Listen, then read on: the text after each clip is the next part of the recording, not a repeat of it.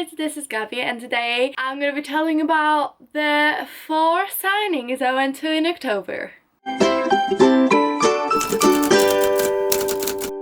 So before last year, like almost exactly a year ago, I've never been to signing. And then I went to the signing of Sasha Alsberg. It was really near where I lived. Tickets were like £5, so I went and I had so much fun. And I realized that I really love signings. And now, after a year away in Hong Kong, now that I'm back in England, it's really easy to access them. So I've been trying to go more. I went to J. Christoph's this summer. Somehow, last month, I went to 4 signings that I don't even know how that happened because the planning was all over the place. So first signing I went to was Samantha Shannon. So I actually didn't even plan on going to that one. So the first time I ever met Samantha Shannon was actually during J. Christoph's signing in London. She was moderating it, but I didn't realize, so I didn't have like her book or anything. I read her book, The Priory of the Orange Tree, on an audiobook, so I didn't actually have a physical copy. Anyway, maybe they shared it on Twitter, but I literally don't know how other people knew. But other people knew. It was just me. She was really funny. She had really good banter with J. Christoph, and I got to really like her, but I was a bit sad I didn't get my book signed. So then on Twitter I saw Ashley from Frolic Fiction tweet out like basically a contest. If you retweet this, you might win a ticket to the Sheffield signing. You know, competition is usually really tight and I do not win stuff. But I did. I bought my ticket. I would have arrived about half an hour before the signings, and on my way to the train I got the book. Then I got on a train. I was reading in the train and I was like really loving it. Like it really like the book was really good. I really got into it. And I got to Sheffield and I realized that I didn't really check where the signing was. Like I knew it was in the University of Sheffield, but I just didn't check where in Sheffield the University of Sheffield is. Turns out it's like a 20-minute bus or maybe 15-minute bus from the station, and I went to the bus and I was waiting for quite a while. It wasn't coming, and then it probably took about 20 minutes. So in the end I was probably about 20 minutes late. Felt like a complete idiot, but the signing was really lovely. Samantha Shannon is really eloquent. You can tell that she is very passionate about stuff like diversity, because her books have a lot of unforced diversity, which is really nice to see. There was a lot of talk about what it is, what it means to be a strong female character, why it can be seen negatively. Now the strong female character is kind of a parody of itself. That's my words, not hers. She talked about representation that is natural, not forced. Like she tries to make her words different. So she said it's a fantasy world. It does not need to be misogynistic, racist. It doesn't need to be homophobic. Not all fantasy worlds have to have those biases, and I have to say I really agree. And she wrote her first book at 19 and now she's 26, which I just thought was crazy impressive. Then we had a signing, had a little chat, took a photo together, and I met Ashley. I had a little chat with Ashley. She's really lovely. I met some other people who were there for the festival, and I just had a lot of fun that day. It was really nice. And then I went to Sheffield and just had a little stroll around. Really beautiful city. They had a beautiful under a dome gardens, so I would really recommend Sheffield, and it was lovely. And I got my book signed. Oh, actually I should show you. So I bought the Bone Season on my way there. I have got it signed. While I was there I thought, you know what, to hell with it. You know what, it's a sign. I mean, I'm seeing her a second time. Clearly the gods want me to buy her book. My name's signed here as well. Then I went to the signing of Celeste Ng, and she is the author of Everything I Never Told You and Little Fires Everywhere. And I didn't read her book, but there was a Manchester Literature Festival going on, and she was kind of the only author whose name I knew. So it was literally in my city library, which is 10-minute walk from where I live. I really thought that this would be like almost empty, because I wasn't expecting, I don't know, I was just not expecting a lot of people there, because when we went to Samantha Shannon's signing it wasn't that full, and I thought she was like more famous author, but it really just shows what kind of books I read, because she's probably more famous when it comes to like YA, but this is adult novels. And I thought, oh, I can come like 5 minutes before, get a seat very close. That wasn't the case. I come in and it was packed. The funniest thing was that I think I was the youngest person there. I was like, maybe I'm not the target audience for this novel. Just maybe. So I'd say this one was the one I had least expectations for, let's say, but I really enjoyed it. It was the biggest surprise for sure. She's really an interesting author. She talked about experiences of people of color, how it was to be growing up Chinese American, and how she brought that sense of otherness and not belonging to her books, and how she portrayed that in her characters, which I thought was really interesting. She now will have an adaptation, I think, with Reese Witherspoon of her novel. She said something I found really interesting that is quite a unique view, because a lot of the times when authors get their works adapted, we as fans are like, okay, but they need to be hands-on with everything, otherwise it's going to be a disaster. Case in point, like Shadowhunters or Percy Jackson, whatever. They just need to be there, they need to oversee everything just to make sure it's exactly like the book. But something interesting she said was that she wanted to be just one of the voices. She did not want to be the main voice, so it's not like they took her book away from her. She was kind of like, you take this and I will have some input, but at the same time this is your story now. And she wanted them to have space to explore it. And she said it was kind of like hearing a cover song of a really popular song by a new artist. And I just thought that was really unique, and that kind of changed my perspective. I think oftentimes we as readers obviously want our book to movie adaptations to be to the T, exactly how we imagined it, exactly how it is on the page.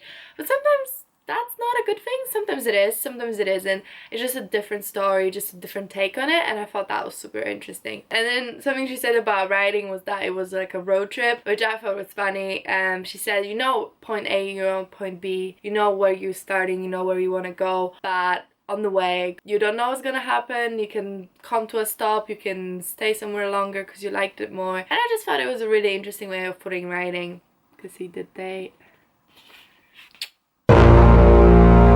Then I saw Margaret Atwood. So she actually came to Manchester, and we have this really big hall where all the events take place. This was definitely the most planned one, because I decided to buy this in March last year. I paid like £20 for my ticket, and I paid £20 for my boyfriend's ticket. That was the most expensive one for sure, but I did plan it like 6 months in advance. And I really wanted to see her because I've never read the book, but I really like the TV show. I am only in the first season. I just think her work was really impactful. So this event, we were like, let's go get a tram, and my boyfriend was really lagging, and then just literally the tram door closed as we were buying the tickets, so we didn't get that one, so we had to wait about 15 minutes, which meant we were late. And normally I was like, it's fine, like normally they never start on the dot. They start on the dot, and this was in this big hall that's meant for orchestras, and it's meant for maybe theater performances. Literally people with flashlights had to show us our seat.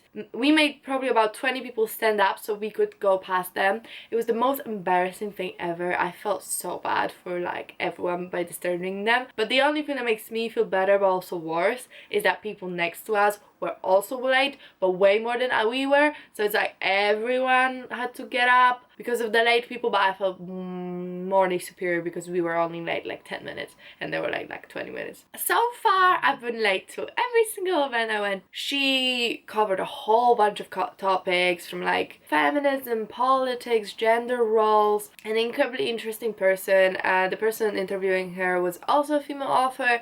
I don't know her name because they don't put it in the event description, and this had no signing because I think that would be quite hard. Yeah, my boyfriend really enjoyed it, even though he's not really into reading and he never seen the TV show. Oh, maybe he's seen like one episode, but he thought it was interesting as well, which I felt really good about, because I was like, if he hates it and I spent so much money, I'll be pissed. 21st century brought the Twin Towers going down and the financial collapse in 2008, and that made people more frightened, anxious, angry, and conservative. So that was going along underneath the Obama period. Obama got in because he figured out earlier how to use social media. Lastly, I went to see the one and only Leigh Bardugo. I have read all of Grisha trilogy last year, and I also read Six of Crows. I still haven't read Greek Kingdom or King of Scars, and she had a signing for the Ninth House. So for this one I was debating if I should go to Leeds or Liverpool. Liverpool is closer to me. It's probably about half an hour to an hour train, depends which connection you take, and then Leeds is probably about an hour and a half train. I'd never been to Leeds, so I asked my boyfriend, let's go for a day trip to Leeds and I can go to my event, you can just chill around in Leeds. And I was also talking to Megan from Meg with Books, and she was going to the Leeds event, and we were like, great, perfect, let's go together, we can meet up. It was all great. I bought our tickets. I didn't buy the tickets for the event yet, but I was like, I'll buy them soon. So the day when the TV show was announced, like the casting news were announced, I was like, oh shit, yeah, I need to buy the ticket. Right, let's go. I went on the website and they still had tickets left, but there was only one left. So I'm like, perfect, let's get this.